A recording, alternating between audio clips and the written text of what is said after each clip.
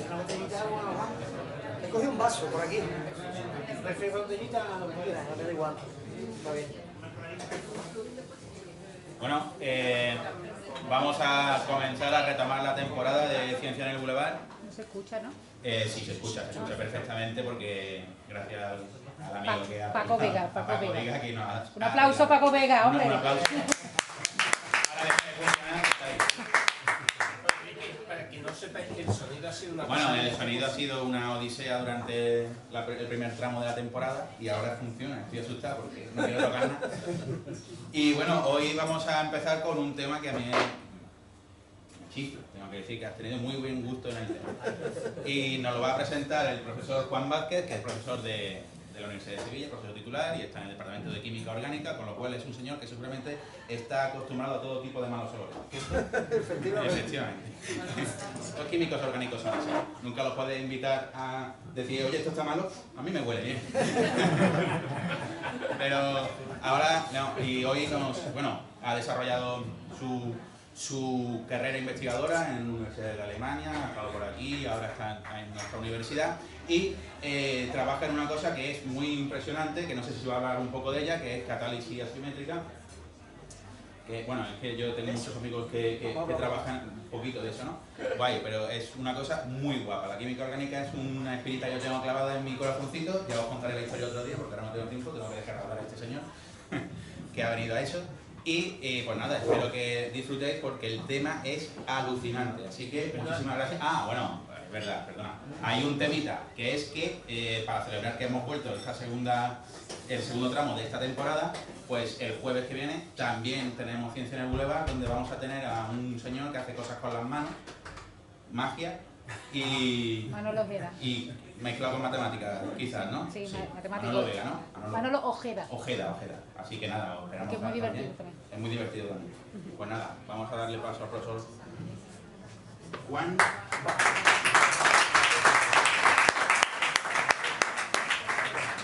Yo creo que...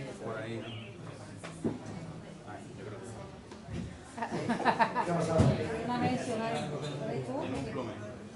¿Qué ha pasado? Alberto, tiene silencio el plume, Alberto. Bueno, Y es Andau, ese va a ser buenas noches a todos. ¿Quieres saludar más? Aquí Irene, a la que felicito por su doctorado, que ya es nuestra doctora, nuestra nueva doctora de la Universidad de Sevilla. Y Carlos, pues lleva un tiempo persiguiéndome, así que hace un par de meses cogimos la agenda y bueno, fijamos un día y aunque hemos cambiado de una semana a la otra, pues aquí me tenéis.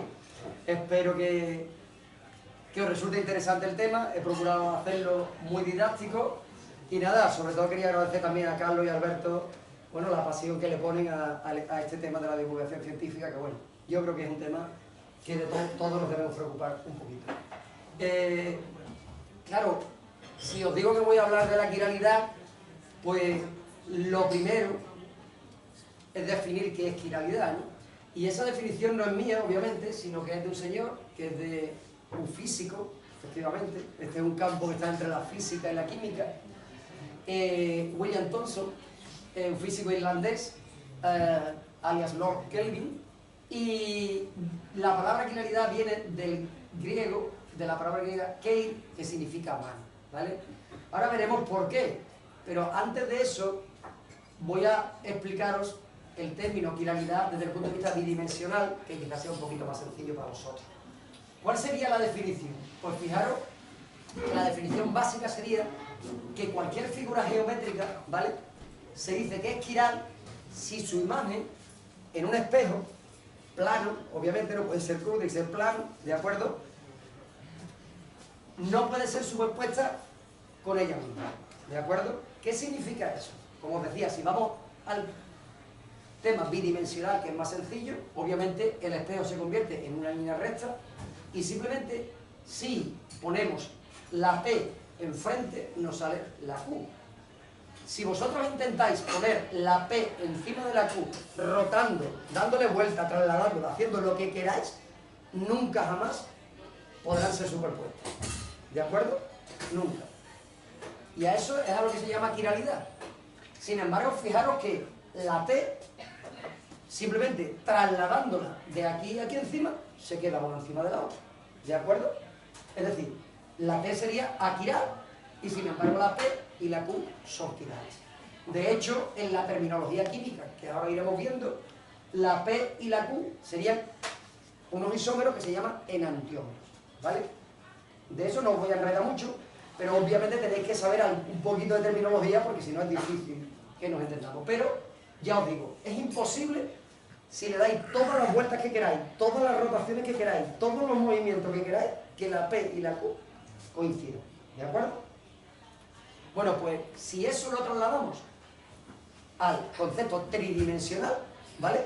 Y tenemos la misma definición, es decir, que la quiralidad es la propiedad de un objeto de no ser superponible con su imagen especular, pues tenemos que la silla esta que está aquí representada es aquiral, porque de nuevo es superponible, pero, y de ahí viene el nombre de quiralidad, de Keil, de mano, ¿de acuerdo? La mano derecha y la mano izquierda son imágenes especulares y es imposible superponerlas, porque siempre los dedos gordos quedarán en los extremos opuestos, ¿de acuerdo? Es decir, por eso se le llama, es el nombre de quiralidad del griego keil, que significa mano, ¿de acuerdo? Entonces, para entendernos, a partir de ahora lo más sencillo es que nos basemos en la mano derecha y en la mano izquierda. La mano derecha y la mano izquierda son objetos quirales, serían nuestros enantiómeros, ¿vale? Y no son superponibles, ¿de acuerdo? A partir de ahí, si entendemos eso, lo que viene ahora será mucho más sencillo de entender, ¿de acuerdo?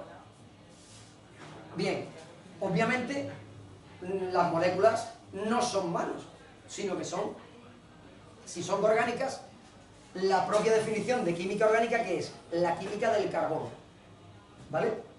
¿Y por qué el carbono? Porque es el elemento fundamental que hay en nuestro organismo, ¿vale?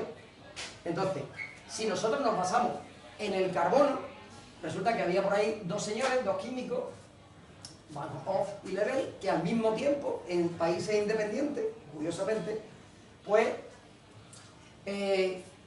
definieron o describieron que un carbono podía estar o estaría sustituido por 4 sustituyentes, cada uno orientado hacia los vértices de un tetraedro imaginario.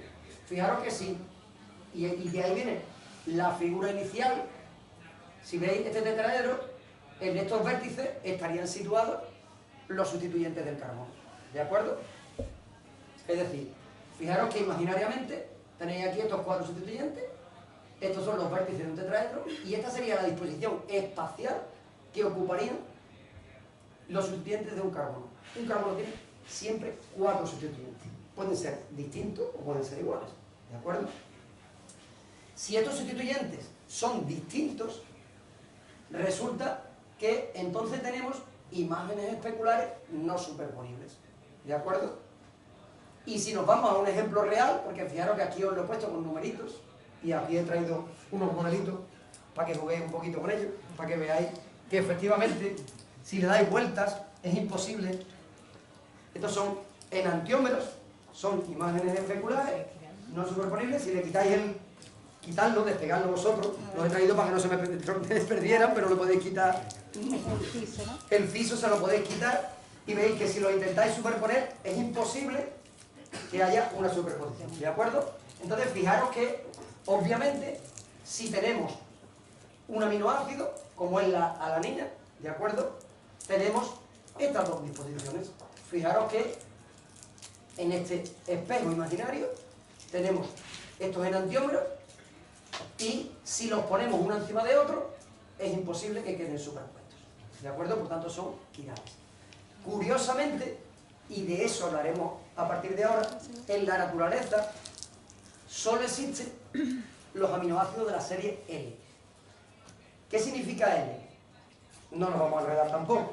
Sería como la mano izquierda. Es decir, para la comunicación entre químicos necesitamos una nomenclatura que no os voy a explicar. Bueno, pues obviamente, como todo en la vida, resulta que los químicos iniciales hicieron una nomenclatura, los físicos otra, los químicos volvimos a hacer otra, y al final nos hemos quedado con una definitiva. Pero, evidentemente, se siguen las dos nomenclaturas. Esta es de los químicos, después explicaré la de los físicos, pero se refería fundamentalmente a los compuestos que existían, que se conocían que eran los aminoácidos y los hidratos de carbono, dependiendo del OH, el hidroxilo que tienen los azúcares, que estuviera a la derecha o a la izquierda. Por eso os decía que mano derecha o mano izquierda siempre es la referencia, ¿de acuerdo?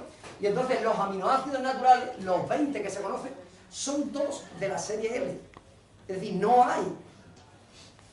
Este es no natural, ¿de acuerdo?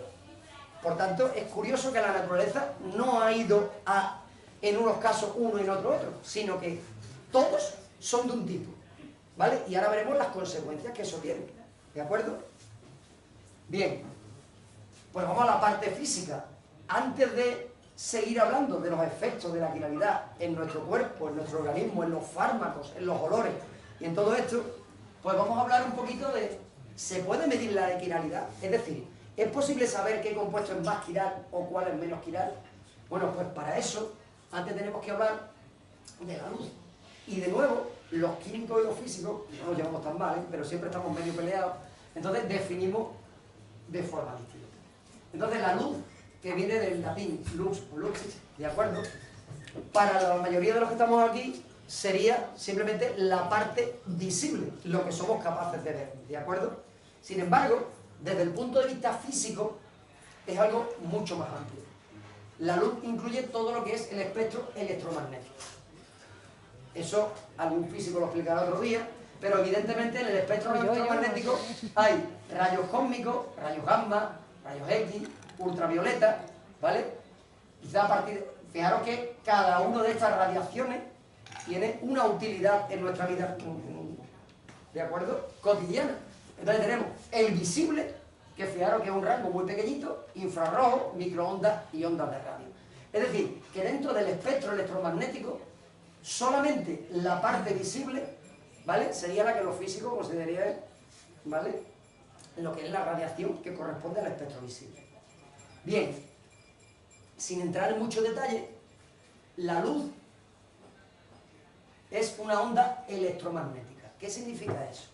Significa que se traslada, aunque no lo veamos, a través de ondas, como si fueran bolas, ¿de acuerdo?, que es la que están aquí representadas. Y resulta que tiene dos campos la luz, uno magnético y otro eléctrico, perpendiculares entre sí, ¿de acuerdo?, y además perpendiculares a la dirección en la que se desplaza, ¿de acuerdo? Bueno, pues fijaros qué curioso. Resulta que cuando nosotros tenemos este tipo de radiación, si nos fijamos solamente en la parte eléctrica, no en la magnética, ¿de acuerdo?, por simplificar el sistema, la luz normal tendría, en un supuesto círculo de 360 grados, tendríamos onda en todas las direcciones, ¿de acuerdo? Pues bien, si ponemos un filtro, ¿qué es lo que pasa? Que solamente la luz de unas determinadas direcciones o las paralelas son las que pasan. ¿Y eso qué son? La luz polarizada. ¿Y dónde tenemos las luces polarizadas? En las pantallas del ordenador y en las gafas, que ahora os venden por ahí. Entonces, estas gafas, que ahora las pasaré, son de luz, son con filtro, y por tanto la luz está polarizada. ¿Qué significa eso? Significa que cuando tenemos la luz polarizada, si colocáramos otro filtro en dirección perpendicular a esta luz, ¿qué pasaría? Que la luz se bloquearía completamente. Es decir, que si cogéis estas gafas y las ponéis y vais girando, veréis que en un momento no se ve nada. Es decir, si la ponéis delante de la pantalla del ordenador, una gafa polarizada, la giráis, cuando está justo en la perpendicular, no pasa luz. ¿Por qué? Precisamente por esto. Porque estos rayos están solamente en la dirección horizontal, digamos, y el otro filtro está en dirección perpendicular. ¿De acuerdo? ¿Vale? ¿Y qué efectos tiene eso? Pues obviamente, resulta que si nosotros tenemos la luz solar que llega, que se refleja, si solamente a través de la lente pasan rayos de una determinada dirección, los reflejos que pasan, que son bloqueados. Y por eso es mucho más nítida la imagen con la lente polarizada que la imagen sin lentes polarizadas. ¿De acuerdo? Es decir, porque solamente pasan los rayos de una determinada orientación. ¿De acuerdo? Bueno, ¿y por qué todo este rollo que os he explicado? Ya os digo, os paso por ahí la... Si los vais girando, veréis que queda muy chulo porque en un momento se queda completamente oscuro, ¿de acuerdo? No se ve absolutamente nada. Bueno, pues, ¿por qué os he explicado todo esto de la luz polarizada? Que son conceptos físicos, una propiedad física. Porque evidentemente los químicos necesitábamos lo que os decía antes, medir la quiralidad. ¿Y cuál es la única forma que teníamos de medir la quiralidad? A través de una propiedad física, ¿de acuerdo? Usando la luz polarizada. Y lo llamábamos la actividad óptica, ¿de acuerdo? Fijaros que el concepto es el mismo. Nosotros tenemos una lámpara, emite luz. Veis que todas las flechitas estas serían todas las orientaciones de la luz. Pasa a través de un filtro polarizador, que sería la gafa polarizada, va en una sola orientación y pasa a través de una celda donde estaría el compuesto disuelto. ¿Y qué hace esos compuestos? Pues los compuestos que son quirales, lo que hacen es que desvían ese plano de la luz, lo desvían un número de grados. Entonces la persona que se ponía aquí veía si se desviaba hacia la derecha o hacia la izquierda, ¿de acuerdo? Y entonces, pues se le ponía el signo más si era destro y el signo menos si era lejos. Simplemente es la muestra, lo que hace es que desvía el plano hacia un lado o hacia otro. Y esa es una forma de medir el grado de quiralidad. Es decir, que hemos pasado del concepto clásico de quiralidad, de una cosa es quiral o no quiral, a ser capaz de medir el grado de quiralidad. Es decir, cuánto desvía el plano de la luz o no. Todo esto, que es simplemente una introducción, veréis la repercusión que tiene a partir de ahora. Fijaros que esto simplemente es un polarímetro y ya os digo, antiguamente era así. Uno era capaz de observar simplemente con esto que veis aquí, que son los grados que marcaban con rayitas, y uno veía perfectamente si eso estaba hacia la derecha o hacia la izquierda. Claro, con las cosas modernas, pues ahora resulta que el aparato simplemente dice más 30, menos 30. Entonces uno ha perdido la gracia del aparato antiguo donde efectivamente se veía perfectamente que era como esto que yo, es decir, que visualmente uno veía la radiación. Obviamente había que hacer algo para que se viera la radiación, pero que uno veía perfectamente cómo se desviaba hacia la derecha o hacia la izquierda. ¿De acuerdo? Ya os digo, los aparatos modernos simplemente los metes ahí y te da el número y ya está, pero bueno. El concepto, es decir, es exactamente el mismo. Bueno, pues una vez que os he explicado ya todo esto, os he explicado que la mano derecha y la mano izquierda son imágenes especulares no superponibles, os he explicado que los compuestos tienen un grado de quiralidad distinto dependiendo de la estructura que tengan, ¿de acuerdo? Os he explicado que llamamos a la mano derecha y mano izquierda enantiómeros y que por tanto esos enantiómeros tienen propiedades distintas. De momento os he explicado la propiedad física y es que desvían el plano hacia la derecha o hacia la izquierda. ¿Cuántos grados? ¿Cuántos grados pensáis que desvía la mano derecha a la mano izquierda la luz polarizada? Depende de la naturaleza, pero la mano derecha y la mano izquierda, ¿qué diferencia habría entre una y otra? Solamente el signo. Es decir, desviarían exactamente el mismo número de grados para un lado o para el otro. ¿De acuerdo? Por tanto, y eso es importante, los objetos quirales desvían la luz exactamente el mismo número de grados, uno a la derecha y otro a la izquierda. Y claro, el título dice la simetría de la naturaleza, es decir, en la naturaleza realmente no es simétrica, sino que es fundamentalmente asimétrica. ¿De acuerdo? De hecho, fijaros que nosotros, la imagen que tenemos de nosotros mismos, ¿cuál es? La que vemos en el espejo, que no es nuestra imagen real, sino que es la imagen especular de lo que somos de verdad. Así que realmente la imagen que tenemos de nosotros no es la real, sino es la imagen especular de nosotros mismos. Y si lo representáis en un dibujo, veréis que son completamente distintos. Así que eso de que los demás nos ven distintos a como nosotros nos vemos, también tiene una explicación. ¿De acuerdo? Entonces fijaros que hay plantas, normalmente las judías verdes, ¿vale? Plantas trepadoras, que crecen describiendo, fijaros, una hélice hacia la derecha. Es decir, en el sentido de las agujas del reloj. Nosotros en química, ¿qué utilizamos? Pues el sentido de las agujas del reloj o el sentido inverso a las agujas del reloj. Y eso es hacia la derecha o hacia la izquierda, Y a eso pues es lo que hemos hablado de dextro y de lemo, ¿de acuerdo? Pues fijaros que las plantas trepadoras describen hélice hacia la derecha, pero por ejemplo la madre selva describe hélice hacia la izquierda, ¿de acuerdo? Pero fijaros en lo siguiente, las conchas de los caracoles, ¿de acuerdo?, describen un giro hacia la derecha, ¿de acuerdo? Y hay estudios que dicen que solamente un caracol entre 20.000 tiene el giro hacia la izquierda, ¿de acuerdo? Es decir, la naturaleza es fundamentalmente ¿Quién ha contado los asimétrica. caracoles? Fíjate, Los biólogos no les dedicamos a eso. Ahí tengo aburrida.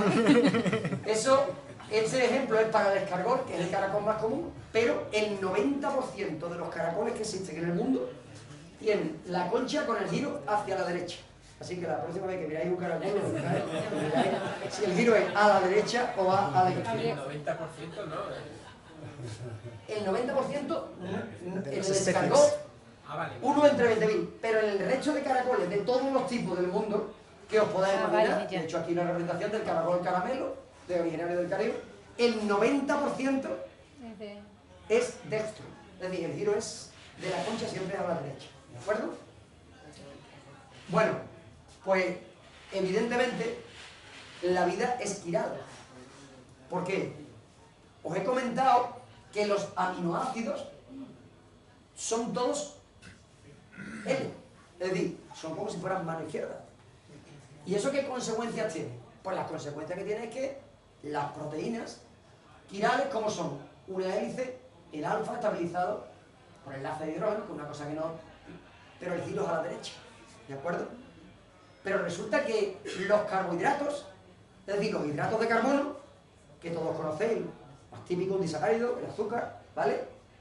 Que es la sacarosa, pues resulta que eso curiosamente son de la serie D. Es decir, los aminoácidos son todos de la serie L y sin embargo los hidratos de carbono son todos de la serie D.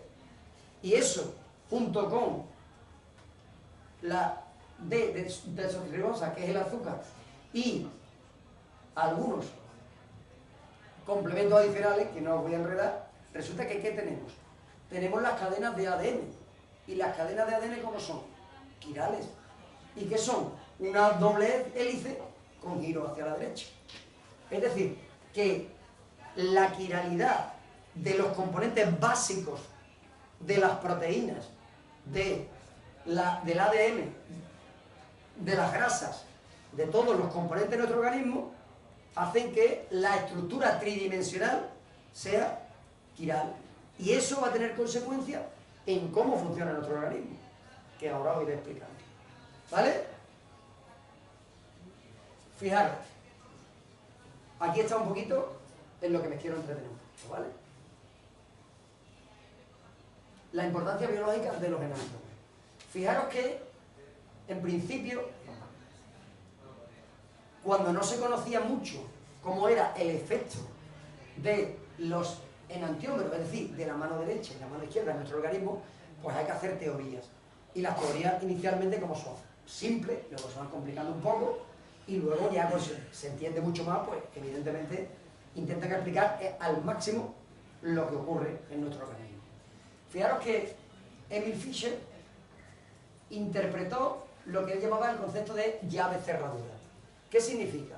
Significa que cuando hay un compuesto químico, ¿vale?, llega a un receptor y ¿qué hay? Una respuesta. ¿De acuerdo? Nuestro organismo funciona así. Tenemos una señal química, ¿de acuerdo? O un compuesto químico que llega a un receptor, se acopla y entonces se produce una respuesta. Eso sería lo que es el modelo llave-cerradura, que Eason y Steadman complicaron un poquito más con el modelo de acoplamiento en 3 puntos. Evidentemente sigue siendo una simplificación muy básica, ¿de acuerdo? Pero fijaros que en este modelo que está aquí representado, si nosotros tenemos el compuesto activo, que fijaros que es representado con una cosa muy simple, simplemente el carbono con sus 4 sustituyentes, ¿de acuerdo? Fijaros que la mayoría de la cadena ADN tiene millones de carbonos, ¿de acuerdo? Por tanto, las estructuras son infinitamente más complejas, pero así se puede entender también. Fijaros que si tenemos un compuesto activo que tuviera estas 3 posiciones, fijaros que inicialmente lo he hecho muy simple. Porque ¿qué he representado? Tres formas geométricas distintas, ¿de acuerdo? Y tenemos aquí una posición de acoplamiento del receptor que encaja, como harían los niños pequeños, en esas tres posiciones. Resulta que el enantiómero nunca encajaría en la misma posición. ¿De acuerdo? ¿Se entiende bien eso? Es decir, sería imposible que donde encaja este compuesto activo, ¿vale?, encajara este receptor. ¿Qué es lo más típico que conocemos que va un poco en esta línea? La L-dopa, la levodopa, que le dan a la gente que tiene Parkinson. La L, ¿qué es? La mano izquierda. Es decir, solamente uno es el que encaja en el receptor, ¿de acuerdo? Por eso lo venden como levodopa. Levo, ya habéis visto qué significa, y dopa, pues el nombre del medicamento, ¿de acuerdo? Entonces, fijaros que esto, que parece tan simple, evidentemente no va con figuras, aunque también en parte. ¿Qué funciona aquí? Funciona efectos estéricos, que serían precisamente la forma. Es decir, si algo es más grande, puede encajar. Si algo es más pequeño, puede encajar en un hueco más grande, pero si algo es más grande, no puede encajar en un hueco más pequeño, ¿de acuerdo? Pero también hay que efectos electrostáticos. ¿Eso qué son? Las cargas positivas, ¿qué hacen? Se repelen. La carga positiva y negativa, ¿qué hace? Que se atraen, ¿de acuerdo? Es decir, hay otro tipo de enlaces covalentes de puente de hidrógeno que no os voy a explicar, pero para vosotros, muy básico. Si hay interacciones positivas y negativas, se atraen. Si hay interacciones positivas o negativas, se repelen. Si hay un hueco más pequeño y algo más grande que sea por encima, no encaja. Si es al contrario, sí encaja, ¿de acuerdo? ¿Y dónde se puede ver eso? Pues, por ejemplo, en el reconocimiento de la adrenalina por una enzima. Entonces, fijaros que es una estructura, de nuevo, no excesivamente compleja para los orgánicos, pero fijaros que ya aquí hay 6, 7, 8, 9 carbonos, un nitrógeno, 2 OH, es decir, 3 OH, perdón, es decir, que ya hay una estructura de una cierta complejidad. Sin embargo, hay un solo centro, que es este carbono, que tiene 4 sustituyentes distintos. Es decir, que sigue siendo una estructura muy simple porque tiene un solo centro heterogénico, como nosotros lo llamamos. Si un carbono que tiene 4 sustituyentes distintos lo llamamos centro heterogénico, ¿vale? Bueno, pues ese carbono, que es uno solo, resulta que si veis aquí, estos oxígenos tienen cargas negativas, ¿vale? Bueno, pues resulta que en el sitio activo de la enzima, en esta zona tiene cargas positivas, con lo cual encaja muy bien. Aquí tiene carga positiva y encaja de nuevo muy bien con este oxígeno que tiene carga negativa. Tiene electrones realmente, ¿vale? Los electrones son como cargas negativas. Y aquí que tenemos una carga positiva, resulta que en la enzima hay una zona de carga negativa, con lo cual, fijaros, cómo hay aquí un complejo enzima-sustrato perfectamente acoplado, ¿vale? Sin embargo, si cogemos el enantiómero, es decir, la mano opuesta, fijaros que el más y el menos implica lo que os decía, que giraba la luz hacia la derecha o hacia la izquierda. Resulta que ¿qué ocurre aquí? Que esta parte encaja muy bien, pero las otras dos sustituyentes está la carga negativa con la zona negativa, con lo cual ¿qué hay? Repulsión, ¿de acuerdo? Con lo cual solo el enantiómero levógiro se ajusta en el sitio activo de la enzima y el otro no se ajusta, ¿de acuerdo? Por tanto, ahora veremos farmacológicamente qué consecuencias tiene esto que acabo de explicar, ¿de acuerdo? Y fijaros que no simplemente cuestiones de cargas, cuestiones como las pilas, como tenemos el polo positivo y el polo negativo, exclusivamente. Pero es que los compuestos orgánicos tienen zonas de cargas negativas y zonas de cargas positivas, ¿de acuerdo? ¿Vale? Bueno, ¿y qué efecto tiene eso? Pues, por ejemplo, en nuestro olfato. Resulta que si tenemos dos enantiómeros, como por ejemplo vamos a empezar por aquí, por el limoneno, resulta que siendo el mismo compuesto, enantiómero, es decir, mano derecha y mano izquierda, uno le da el olor al limón y el otro a la naranja. Y es el mismo compuesto. Simplemente fijaros que esto que nosotros representamos en discontinuo significa que está hacia atrás del plano y esto que está en relleno es que está hacia adelante del plano. Entonces imaginaros que un ciclohexano es un plano y entonces una cosa está para acá y la otra para acá, ¿de acuerdo? Pues esa pequeña diferencia en este carbono, que es un centro heterogénico, es decir, que es el que nos da el R o el S, resulta que tiene el olor al limón o el olor al naranjo. Sin embargo, en el caso de la carbona, que es otro compuesto muy parecido, pues resulta que uno le da el olor al comino y el otro a la hierbabuena. Fijaros que aquí está el espejito para que lo veáis. ¿Y por qué he representado esto aquí? Porque quizá para vosotros sea más fácil de ver. Fijaros, este carbonilo está, ¿veis? Estos signos están en el mismo. Y si se pone uno encima del otro, ¿qué diferencia hay? La única diferencia es la que os decía, que uno está hacia atrás y el otro está hacia adelante. Es decir, que si yo fuera el plano, es como si uno estuviera para, la mano para acá o la mano para acá. Entonces, esa es la única diferencia. ¿De acuerdo? Y sin embargo, fijaros que el efecto del olor es radicalmente distinto. ¿Por qué? Porque interacciona con una zona de nuestro organismo distinta. Por lo tanto, activa una señal eléctrica que llega a nuestro cerebro que es distinta. ¿De acuerdo? Bien, ¿dónde también tenemos un efecto? En el sabor. Nosotros somos capaces de detectar 5 sabores. ¿De acuerdo? 1, el amargo.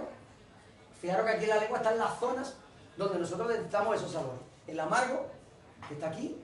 El ácido, que está aquí en estos extremos. El salado, que está un poquito más abajo. Y aquí en la punta de la lengua está el dulce. Sin embargo, en el centro hay un sabor que se llama el umami. Ese, que en nuestra cultura es poco conocida, pero sin embargo la cultura china es muy conocida, pues resulta viene de la palabra china umami, delicioso, y mi, sabor. Sería algo así como delicioso, sabroso, ¿de acuerdo? Y se llama umami. Bueno, pues resulta que eso está en el glutamato monosódico, que se vende como ácido glutámico, es decir, miráis en los supermercados, es el aditivo un aditivo para cocinar, y es el ácido glutámico, que realmente no es ácido glutámico, sino que es el glutamato sódico. Bueno, pues solamente el L, es decir, que sería, vamos, la mano izquierda, es el que tiene el sabor a umami. El otro no tiene ningún tipo de sabor. ¿De acuerdo? De nuevo, ¿por qué? Porque activa enzimas, zonas que solamente provocan eso. Bueno, y por ir completando, no sé cómo voy de tiempo, Roberto. Voy bien, ¿no?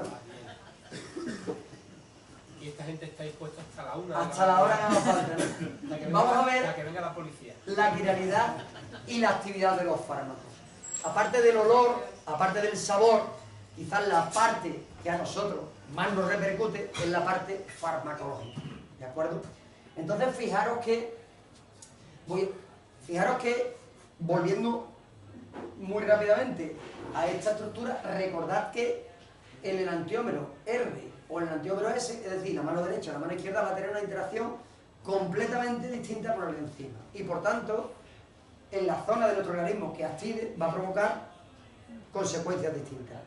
En general, veremos que simplemente son actividades distintas, pero incluso pueden tener efectos terapéuticos distintos. Y ahí está la clave de todo, digamos, lo que supone la quiralidad y el estudio de la quiralidad en la actualidad. O a partir de qué momento se produjo, que es relativamente reciente. Nosotros tenemos fármacos aquirales. ¿Cuál es uno de los más antiguos? El ácido acetilsalicílico, es decir, la aspirina. ¿De acuerdo? Simplemente, de acuerdo, tenemos aspirina, paracetamol, compuestos, fármacos aquirales. Muchos de ellos se extraen de plantas naturales. Y si se extraen de plantas naturales en función de todo lo que hemos hablado, ¿cómo son? Son un solo enantiómero. Es decir, si tú extraes un fármaco de una planta natural, no es mano derecha o mano izquierda, sino es uno de los solos de los enantiómeros, ¿de acuerdo? Pero nosotros, cuando los sintetizamos en el laboratorio, pueden ser de los dos tipos. Y ahora veremos las consecuencias, insisto que eso. También hay fármacos quirales. Uno de los más conocidos de toda la vida, pues la morfina, ¿vale? La morfina, su nombre viene del dios griego Morfeo, ¿vale? ¿Por qué? Porque era lo que se utilizaba para anestesiar a las personas, ¿de acuerdo? Otras cosas también, pero bueno. Es el alcaloide principal de... Es decir, es un alcaloide que es el que está en mayor proporción en la planta del opio, ¿vale? Se extrae de la dormidera, de las cápsulas verdes de la dormidera, ¿vale? ¿De acuerdo? Un fármaco quiral, pero totalmente natural, ¿de acuerdo? Veis que aquí ya la cosa se complica un poquito, ¿eh? Fijaros que aquí, aunque no lo estoy señalando, hay varios centros heterogénicos, es decir, hay varios sitios donde habría esa posibilidad de mano derecha y mano izquierda, con lo cual, claro, la estructura que implica que puede tener una rotación radicalmente distinta en función de uno de otro. Incluso, y eso es algo que nos he dicho, si hay una mezcla que se llama racémica, que es que tenemos la misma proporción de mano derecha y de mano izquierda, ¿qué es lo que vemos en el polarímetro? Cero. Porque una anula lo que hace la otra. Es decir, cuando el rayo va pasando por una molécula es como si yo fuera pasando por aquí y el rayo ¿qué hace? Uno me empuja para otro lado y al final llego como igual. Porque lo que me ha empujado uno hacia la derecha, el otro me ha empujado hacia la izquierda y llego al final en la misma posición. Entonces, no es que la molécula no sea activa, que se llama, sino que es que lo que hay de un lado es igual que lo que hay del otro. Entonces, al final... Y eso puede pasar también dentro de la misma molécula, es decir, que lo que un carbono desvíe, el otro lo compense y al final cosas que parece que no son, digamos, no son ópticamente activas, porque se pueden medir si son quirales. Porque si tienen imágenes especulares, son quirales. ¿De acuerdo? Bueno, pues, fijaros que si no se atiende a esa quiralidad de la que venimos hablando, en 1957 la firma Grunenthal, ¿vale? Grunenthal está a unos 20 kilómetros de Aquisgrán, ahí cerca de Colonia, donde se han producido todos estos acontecimientos extraños en la noche de fin de año. Pues Grunenthal es una empresa alemana, yo estuve allí en Aquisgrán 2 años, y entonces pues Grunenthal está allí cerca, y ellos estaban investigando otra cosa, como muchas veces pasa, y al final descubrieron que este compuesto químico, que se llama talidomida, pues resulta que tenía efectos sedantes y antináuseas. Con lo cual se empezó a utilizar para las mujeres embarazadas en los primeros meses de embarazo para precisamente este efecto antináusea.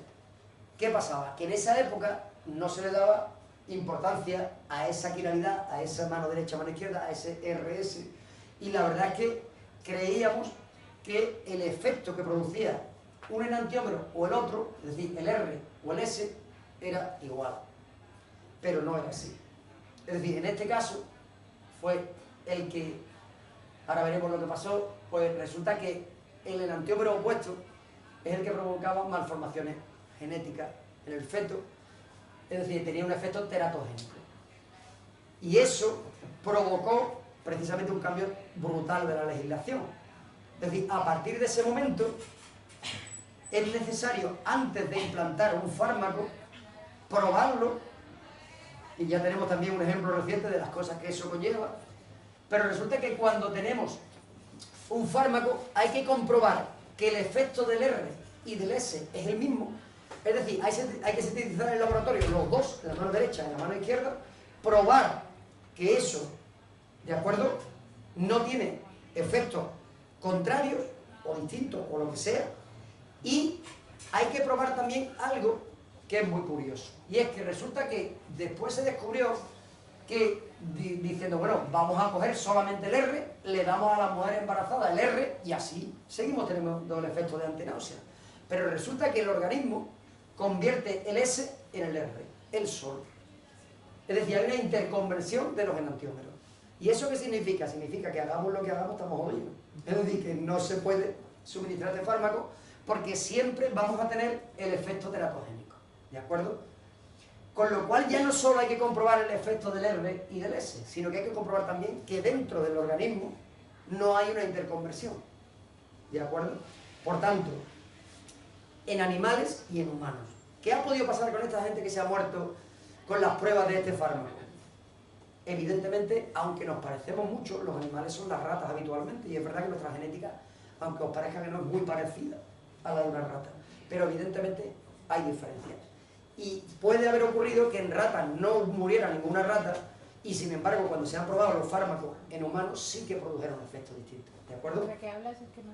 Hace unos días en la tele ha salido una empresa belga que estaba probando un fármaco portugués y han muerto 4 o 5 personas. ¿Contra qué era el fármaco? ¿Para qué? No, era un fármaco que estaba precisamente en experimentación. Es decir, Sí. cuando tú descubres un fármaco, antes de hecho, eso no lo voy a contar aquí, pero bueno, el Viagra era un fármaco contra la tensión arterial. Es decir, entonces, resulta que cuando estaban probando en humanos, uno de los efectos secundarios del Viagra era precisamente el efecto de que el tío estaba todo el día con aquello que no veas, no estaba empalmado todo el día. Entonces realmente era algo para lo que eran los infartos. Entonces descubrieron que el efecto secundario era mucho mejor que el efecto que lo estaban buscando.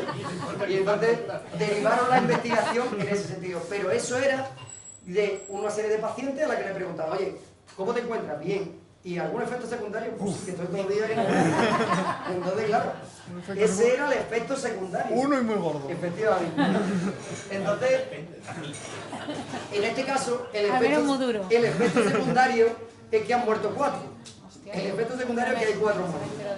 Entonces, esto está saliendo en las noticias y sale ahora, digamos, cuál es el protocolo a la hora. Y evidentemente esto se ha probado en animales, es decir, el problema es que el efecto que ha tenido ha sido anormal, es decir, no es normal, porque hay que probarlo tanto en enfermos sanos, en personas sanas, perdón, como en enfermos. Y de hecho se prueba primero en personas sanas. Es decir, el estadio es primero animales, después personas sanas y después enfermos. Primero cultivos. Bueno, cultivo es lo básico, efectivamente. Bueno, pues, evidentemente, exactamente a partir de aquí, ¿qué es lo que hay? Pues hay una legislación tremenda que obliga a todos estos estudios que os decía. Otros fármacos donde resulta que esto ocurre, pues evidentemente tenemos muchos, ¿no?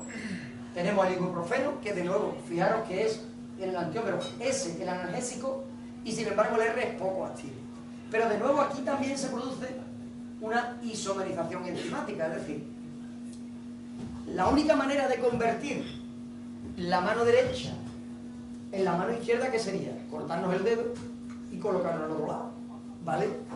Pues eso es lo que hacen los enzimas. La enzima lo que hace es que corta y lo coloca en el otro lado. Fijaros lo que es capaz de hacer el organismo. Es decir, algo que es completamente imagen especular, no superponible, él solo lo interconvierte. A eso es lo que nosotros llamamos isomerización enzimática, ¿de acuerdo? Es simplemente convertir este en este. Y para eso, insisto, tenemos que amputar un dedo y ponerlo en el otro lado, ¿de acuerdo? Y obviamente en este caso no hay problema, ¿por qué? Porque simplemente el R es poco activo. Por tanto, ¿cómo se vende el ibuprofeno? Pues como mezcla racemita, es decir, como mezcla de estos dos. ¿Por qué? Porque se sintetiza en el laboratorio y es muchísimo más barato sintetizar estos dos juntos que uno de ellos solo. En eso es lo que yo investigo, que es lo que se llama síntesis asimétrica. Es decir, como no siempre eso es así, nosotros, una de las tareas que tenemos es sintetizar uno o otro. También podemos sintetizarlos juntos y después separarlos. También hay técnicas de separación, algunas de ellas físicas y otras de ellas más sofisticadas. Pero, digamos, el problema es que si sintetizo algo mezclado y luego me quedo con una parte nada más, ¿qué pasa? Que hay un 50% que tiro a la basura, con lo cual, económicamente hablando, estoy perdiendo mucho dinero. Por tanto, es mucho más rentable sintetizar uno solo. Y ese es el mundo de la síntesis asimétrica, y ahí es donde yo trabajo y ese es mi tema de investigación, ¿de acuerdo? Es decir, que esto que os estoy explicando es lo básico que hay antes de aplicar todos estos conceptos a lo que es la síntesis asimétrica y a la catálisis asimétrica, ¿de acuerdo? Evidentemente, los mejores catalizadores del mundo son los enzimas. Esos son lo mejor, de lo mejor, de lo mejor. Si algún día somos capaces de hacer como ellos, que será complicado, entonces todo será mucho más sencillo. ¿Dónde hay otro fármaco que, fijaros, el R es de difícil eliminación y el S, que es un antidepresivo también, es de fácil eliminación?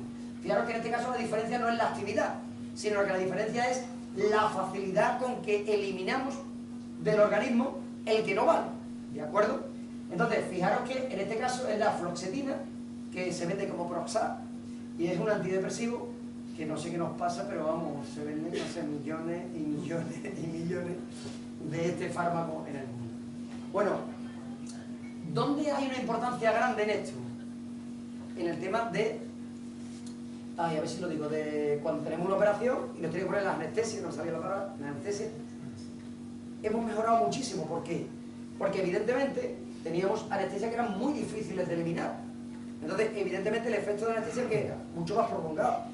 Si cogemos y conseguimos fármacos anestésicos que sean más efectivos y al mismo tiempo más fáciles de eliminar, ¿qué conseguimos? Porque el efecto se pase mucho antes que se pasaba antes, que se llevaba unos 4 días en el hospital y te echó polvo medio dormilado, porque se llena el organismo el anestésico, ¿de acuerdo?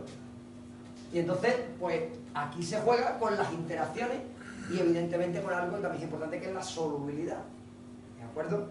Os lo voy a explicar ahora, pero de hecho, ahora ya nos ocurre menos, pero cuando nos ponían una inyección antes, y bueno, de hecho todavía hay de estas que te duelen una barbaridad, que te deja el culo destrozado, eso simplemente es que el compuesto no es soluble en la sangre que es fundamentalmente agua. Entonces, ¿qué hacía? Que cristalizaba. Entonces, el cristalizar, que hay cristales pinchándote, por eso dolía tanto. Entonces, digamos, aquí se juega con las interacciones y con la solubilidad dentro del torrente sanguíneo, ¿de acuerdo? Por tanto, fijaros que los efectos son distintos. De nuevo, este fármaco se comercializa como racémico, porque en principio es más barato y de nuevo simplemente es la eliminación lo que afecta. Y ya por ir terminando, si alguna pregunta tenéis, pues ahora simplemente pues un par de comentarios más. La nicotina, pues de nuevo, el que sería el que desvía la luz hacia la izquierda es mucho más tóxico que la otra. O por ejemplo la tiroxina, ¿vale? Pues acelera, que ya sabéis que es un aminoácido que segrega las glándulas tiroides, que acelera el metabolismo, pues, y causa nerviosismo y pérdida de peso, ya lo sabéis. Pues resulta que, de nuevo, la levo es mucho más tóxica en este caso, que es un problema, ¿no?, que la otra. ¿De acuerdo? Es decir, recordad siempre desviación hacia la derecha o hacia la izquierda, mano derecha, mano izquierda, un poquito para hacer el signo. Y bueno, pues con esto prácticamente termino. Simplemente hay dos cositas. El mundo de la quiralidad es un mundo enorme. De hecho, este año, la que es la persona, Rosario Fernández, que lleva el grupo de investigación al que yo pertenezco, dio la lección inaugural del curso académico. Así que en lo que es la página web de la televisión de la universidad tenéis toda la charla que ella dio, que se llamaba Cuando las moléculas se miran en el espejo, orígenes y consecuencias de la simetría del universo. Y ahí tenéis determinados temas que yo creo que son muy interesantes, pero que no eran para verlos aquí. Y es por qué la naturaleza es asimétrica y de dónde viene esa asimetría, porque lo normal es que fuera asimétrica, ¿no? Pues ahí podéis encontrar algunas explicaciones a por qué ocurre eso. Hay una parte física, hay gente que habla de meteoritos, hay gente que habla de pequeñas distorsiones que a lo largo de los siglos pues ha producido esa asimetría. Hay diversas explicaciones. Hay otros muchos más ejemplos sobre fármacos quirales. Hay efectos también que os he visto en los olores, como por ejemplo los insectos con el tema de las feromonas. Hay, por ejemplo, eso es muy interesante porque podemos conseguir pesticidas que sean naturales, simplemente haciendo que atraigan feromonas de un determinado tipo y no de otro, ¿de acuerdo? Las luciérnagas también tienen compuestos quirales que hacen que por eso tienen luz, ¿de acuerdo? Es decir, que ahí es un mundo tremendamente interesante. Tenemos virus que son quirales, tenemos fullerenos que son quirales, y bueno, tenemos tanto la mano como los zapatos, así que esa es de lo simple a lo complejo la charla que os quería presentar, y si tenéis alguna pregunta pues estoy a vuestra disposición. Muchas gracias.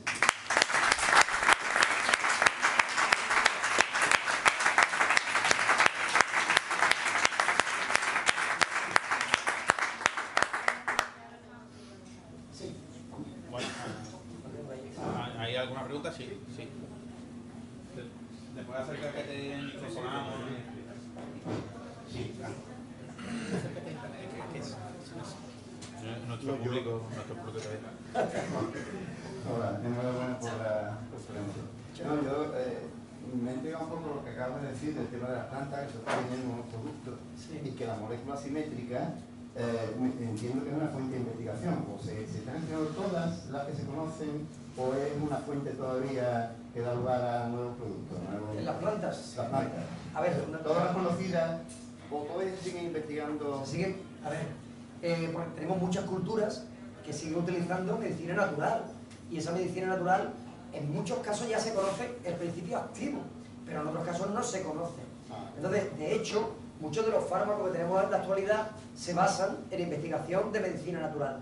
¿Qué se hace? La medicina natural no tiene un solo compuesto, tiene muchos compuestos.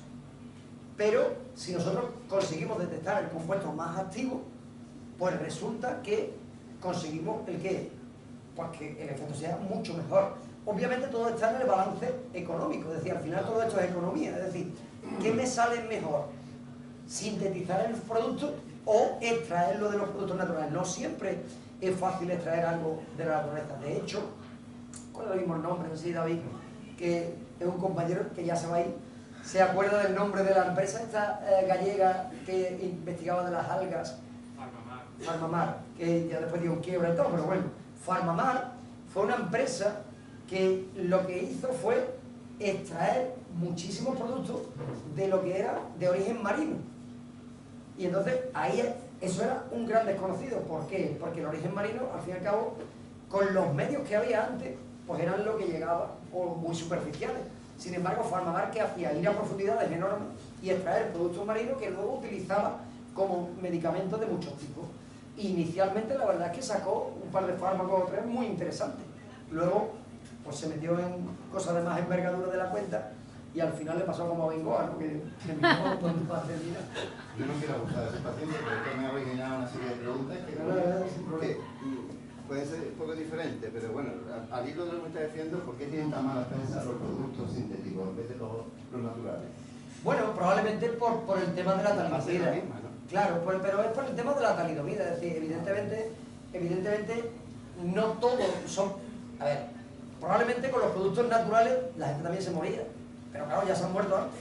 Entonces, claro, las tribus han aprendido que había determinadas cosas que no se podían comer y otras que sí. Entonces, ya los que se han muerto ya no nos enteramos. Pero claro, si utilizamos un fármaco, como ahora este que ha salido en la prensa y mueren 4, pues salen todos los medios de comunicación, aunque claro, no se hayan enterado. Pero salen todos los medios de comunicación que hay 4 personas que han muerto precisamente por las pruebas de un nuevo fármaco. Evidentemente eso genera pues una cierta animadversión o una cierta oposición de la sociedad. Obviamente la sociedad no se acuerda de la parte buena, porque claro, cuando solamente había morfina no es lo mismo que lo que hay ahora. Cuando solamente había determinados analgésicos como la aspirina o el paracetamol no es como los que tenemos ahora. Es decir, que evidentemente la medicina ha evolucionado muchísimo gracias a la farmacología, es decir, gracias a lo que es la investigación, tanto química como bioquímica, ¿no? Es decir, que esto es... También hay equipos multidisciplinares donde hay mucha colaboración, ¿no? Y eso, pues, sin duda... Pues no me importa de dos preguntas. No, sin problema. Que se llama, pero no me quiero prolongar demasiado. Una es, siempre me ha intrigado, porque estamos hablando de cómo funcionan los medicamentos aislados, pero cuando interaccionan entre sí, ¿qué pasa? Porque no se puede analizar todas las interacciones posibles. Claro, evidentemente por eso decía que de nuevo cuidado este ejemplo, claro, él es un medicamento.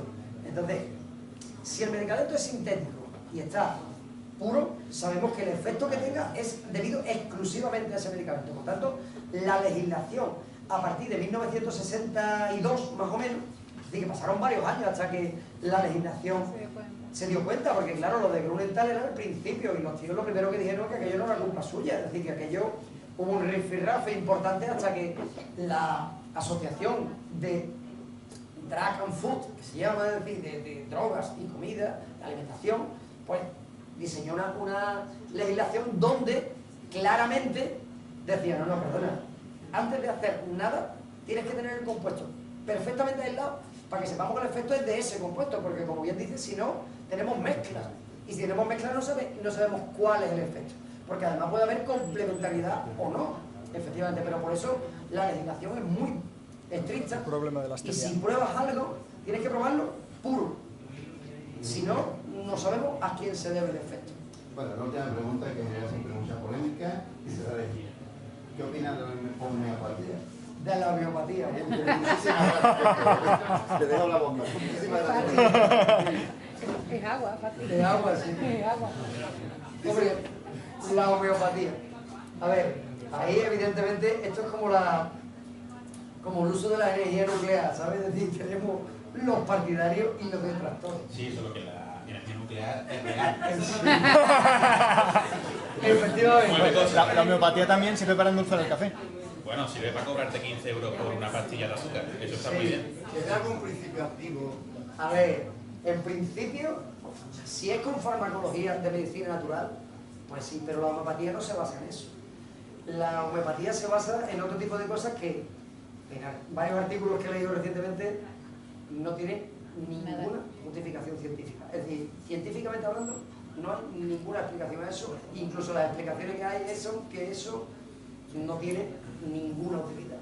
Más allá de el placebo típico que tú puedes tener de que de verdad te crees. Es decir, hay personas que se curan de un cáncer porque verdaderamente se están creyendo. Y evidentemente hay algo que es muy importante y es, si nosotros estamos de buen humor, nuestro organismo funciona radicalmente distinto a si estamos de mal humor. Porque se producen toxinas en nuestro organismo que evidentemente provocan efectos radicalmente distintos. Entonces, más allá de eso, las energías, pues que las energías, evidentemente hay radiaciones que nos afectan, claro que las hay, en positivo y en negativo, pero esas están en el espectro electromagnético que os presenté al principio, de tenemos rayos X, tenemos rayos gamma, tenemos radiaciones que por tanto nos afectan. Y evidentemente esas radiaciones provocan distorsiones moleculares, es decir, que hay radiaciones como la luz ultravioleta que provocan cáncer de piel. Por tanto, ese efecto sí hay que tenerlo en cuenta. Ahora, energías que no están dentro del espectro electromagnético, pues, no hay energía. Entonces, insisto, esto es, si uno está bien y está contento y se toman 3 cervezas, pues la verdad es que va todo de puta madre. Pero es que hay días que esto no va igual, ¿no? Esto va más distinto, ¿no? Entonces, esos efectos están ahí. Pero también es verdad, y tengo que decirlo, y aunque es verdad que yo he leído mucho de esto porque últimamente, la verdad, me interesaba el tema, ¿no? Es curioso y uno no deja de pensar qué hay para que haya determinados hospitales que incluso hayan implementado técnicas homeopáticas, es decir, que es que lo prescriben. Boirón de Trapagando Viajes al Caribe, vamos. Entonces, Te lo digo yo lo que hay. entonces probablemente es lo que dice Clara. De hecho, yo tenía siempre una pelea tremenda con un médico de mi pueblo, porque el tío cada vez que te prescribía un fármaco era el más caro que había en el mercado. Yo le decía, pero vale, tío, si hay cosas que son parecidas, ¿por qué me prescribe, bueno, el omeprazol para el estómago? ¿Qué pasa? Que se vende racémicamente, es decir, mano derecha, mano izquierda. Termina la patente. ¿Qué hace la empresa? La empresa le dice, el esomeprazol, que es la mano izquierda, es más efectivo, es más. Pero tanto como para mantener la patente, porque a partir de ahí se mantiene la patente, es decir, ya no es el mismo fármaco, es uno distinto. Aunque uno era la mezcla de mano derecha y mano izquierda y el otro es mano izquierda, ya es distinto. Por tanto, la patente se mantiene. El efecto es tan sustancial como para que nos mande el médico esomeprazol y no omeprazol. Pues la verdad es que no. Pero resulta que eso significa pasta, no significa dinero. Y evidentemente hay una lucha entre, perdona, tú no puedes mantener una patente que simplemente... Pero las farmacéuticas dicen que sí, y después la legislación les permite eso, porque es distinto. Es decir, las patentes dicen que si hay algo que es un poquito distinto, ya es algo distinto. Entonces, entramos en el mundo del derecho. Entonces, es verdad que todo este tema es complejo, pero evidentemente hay un trasfondo detrás que es el económico, eso no lo podemos olvidar nunca. Me gustaría apuntar aquí sobre esto, que es verdad, las farmacéuticas son temibles porque quieren ganar dinero. ¿Qué empresa quiere ganar dinero, verdad? Pero es que detrás de la homeopatía también hay multinacionales. Boirón es una multinacional que también quiere ganar dinero, casualmente, fíjate. Y trabajan 15 personas para mantener toda la producción mundial. Bueno, estoy exagerando, pero son muy pocos. O sea que los beneficios que saca esa empresa son acojonantes. Con esto acabo. ¿Alguna pregunta más sobre quiralidad? Yo tengo un par, pero muy cortita, que no quiero... ¿No quieres salir? Ah.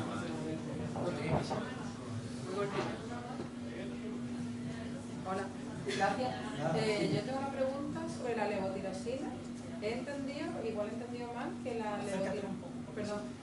la levotirosina, al contrario que la otra, la parte izquierda es más tóxica, produce más toxicidad que la... No, derecha. eso. Y me ha extrañado un poco porque yo, como buena hipotiroidea que soy, tengo que tomar levotirosina de sodio y me acojona un poco. He pensado, ¿cómo? Que es más tóxica la levotirosina que la... A ver, eso Aquí no sé si... te digo. Resulta que tú tienes la menos tirosina, ¿vale? Claro, En yo la soy levo. hipotiroidea. Claro, es que tenemos falta hipo y hipertiroidismo. Entonces, depende de lo que tengas, pues claro, necesitas un efecto o el otro. La levotiroxina lo que hace es que acelera, ¿vale? Si tú eres hipo, lo que necesitas es Pero entonces es más tóxica que la otra. Sí, pero ten en cuenta, no es que sea más Vamos, yo tóxica. tengo Esa una cantidad eso, quizás yo lo he expresado mal, no es que sea más tóxica, es que produce un efecto mayor. Más Es decir, efectiva. tú tienes Más efectiva. las glándulas suprarrenales, Claro. tú tienes las glándulas suprarrenales que lo que hacen es que liberan esa tiroxina, ¿de acuerdo? Entonces, claro, esas las tienes tú y la liberas. Es decir, el problema de la tiroxina no es que sea, por eso digo que quizás lo he expresado yo mal, no es que sea mala ni buena, es simplemente algo que necesitamos. El organismo lo genera. El problema es cuando lo genera en exceso o lo genera en defecto. Esto es como el cáncer. El cáncer, ¿qué es lo que es? Un crecimiento anómalo celular. Los hipertiroides también necesitan dosis de tiroxina. Claro, pero distinta. Es decir, probablemente necesitamos un efecto distinto. Es decir, todo eso depende de... Nosotros necesitamos que nuestro organismo siga funcionando. Y evidentemente, las glándulas tiroideas generan la mayor parte de las enzimas que nosotros necesitamos para funcionar bien en nuestro organismo. Entonces, ese es el gran problema del tiroides, que es que casi todas las, o muchas de las enzimas que generamos están ahí. Con lo cual, claro, un efecto de mal funcionamiento, que significa que se genere más de la cuenta o menos de la cuenta, pues ya está. Ten en cuenta que cuando tú tienes hipo o hiper, yo te he hablado de una de ellas, pero hay otras. ¿Me entiendes? Es decir, hay que ver cuál de ellas. Digamos que está funcionando mal. Sí, pero no solo eso, sino que el tiroides, digamos, hay que ver qué está generando de más y qué está generando de menos, ¿me entiendes? ¿No? De que no hay solamente una enzima, la que cuando tú dices que es hiper o Bueno, hiper... no es una enzima, la tiroxina que yo sepa es un aminoácido. Sí, pero no te estoy diciendo, te estoy diciendo, el tiroides genera enzimas, ¿vale?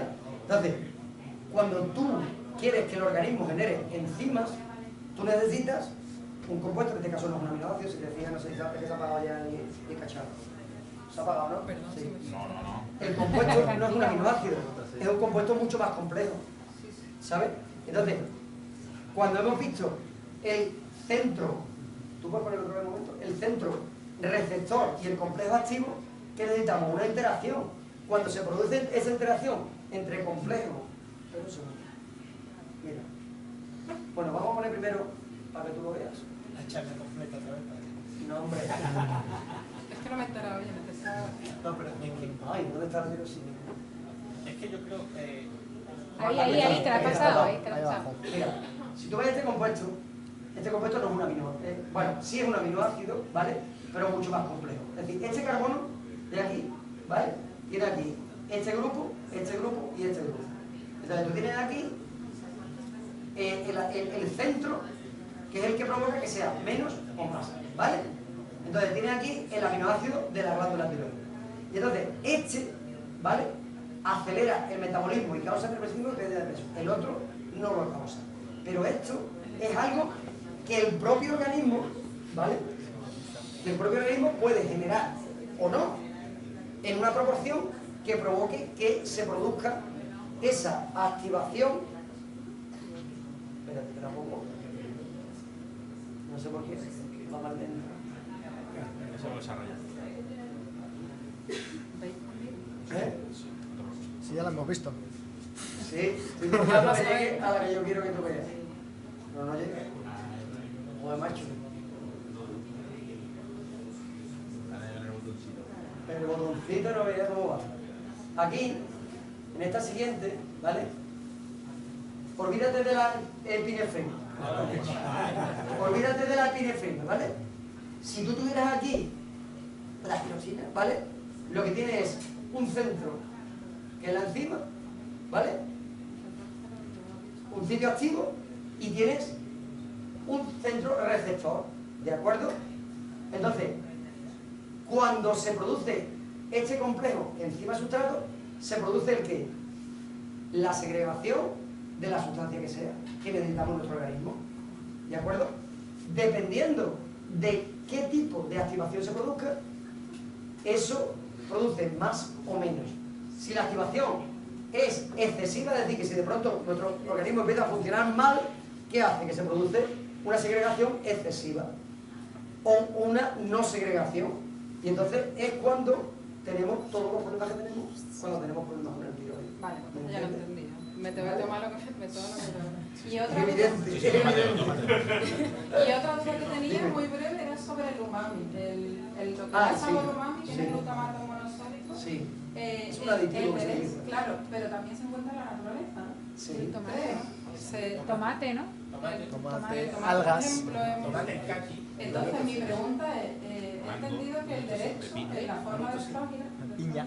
es la que no tenía sabor a pena. Una no tiene, ¿ves? Una Hay tiene, una que tiene sabor y otra que no. Mi pregunta es si se fabrica también, si se sintetiza industrialmente, ¿es porque en la naturaleza no se encuentra la que tiene sabor o por fabricarse más para echarle a la becreña? claro, es que al final ten en cuenta una cosa, es como todo. Tú tienes en la naturaleza determinados fármacos, determinados compuestos que o están en muy pequeña proporción en la naturaleza, entonces resulta muy caro extraerlos, o necesitan más. Es decir, la demanda del mercado es mucho mayor y entonces necesitas sintetizarlos. O sea, que en este caso apliqué por eso, ¿no? Para tener La del sauce y la aspirina. ¿Qué? La del sauce y la aspirina. Claro. Para fabricar una sola aspirina necesitas casi 300 gramos de corteza de sauce. Con lo cual se fabrica. Sale mucho más barato fabricar la Y más aspirina ecológico, ¿no? y más ecológico. Y más ¿Me ecológico. entiendes? Eso es Fabricarla. simplemente, y bueno, claro, evidentemente, la síntesis de la aspirina, además, desde el punto de vista químico, es una cosa muy simple. Pero que no es que la naturaleza no exista el que tiene sabor. No, no, es por eso, es para fabricar más. Bueno, a ver, en la naturaleza, evidentemente, no es. En la naturaleza, donde está en las plantas y en los animales, solamente existe uno. Es decir, nosotros, todos nuestros compuestos, los compuestos orgánicos, las biomoléculas de las que nos componemos, son asimétricas. Por tanto, generan compuestos asimétricos. Y por tanto, solamente se genera uno, el que tiene sabor. Nosotros, cuando sintetizamos, como es más barato, sintetizamos una cosa que es mezcla. Y en ese momento, cuando tenemos la mezcla, como otro no tiene sabor, pues ya está, pues se vende así. Vale, que de hecho lo que existe naturalmente es el que sabe, ¿no? Tú has visto que, por ejemplo, cuando te he presentado, por ejemplo, aquí en el ibuprofeno, fíjate que estaba la mezcla racémica, es decir, que teníamos las dos. ¿Por qué? Porque daba igual, porque el otro es poco activo. Entonces, ¿para qué voy a perder dinero y tiempo en sintetizar solamente uno, si además se interconvierte, en este caso por ejemplo, no? Y es mucho más económico, ¿me entiendes? ¿No? Pero si tú extraes de una planta un compuesto activo, solamente está en una de las formas, no está en las dos. Me ha quedado ¿Vale? claro. Venga, nada. Bueno, yo creo que ya está bien y supongo que... Sí, ya está bien. Y nada, muchas gracias. No, es que tú también estarás cansado ya. Muchas gracias, ha sido muy interesante. Y a ver si se repite con una sobre la simetría de verdad de por qué la naturaleza elige uno u otro, porque es un problemón, ¿no? Entender... Eso está chulo, pero ya os digo, eso, si acaso, convencemos a Charo para que venga y os explique la parte esa que es más... Pues mira, es una Hay buena idea. teorías que dicen que vamos a morir todos exterminados porque llegue algún microorganismo de ese o de... extraterrestre para el cual nuestro cuerpo no esté preparado a combatirlo. Claro, pero él tampoco estará preparado para invadirnos. Recuerda lo del jueves, por favor. Y os recuerdo que el jueves tendremos un día mágico. Venid, por favor. Gracias.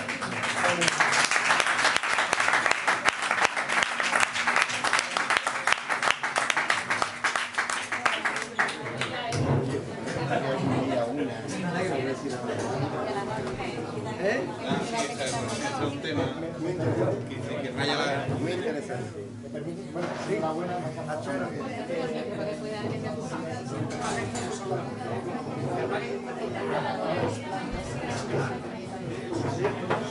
Ah, pues y en proporciones además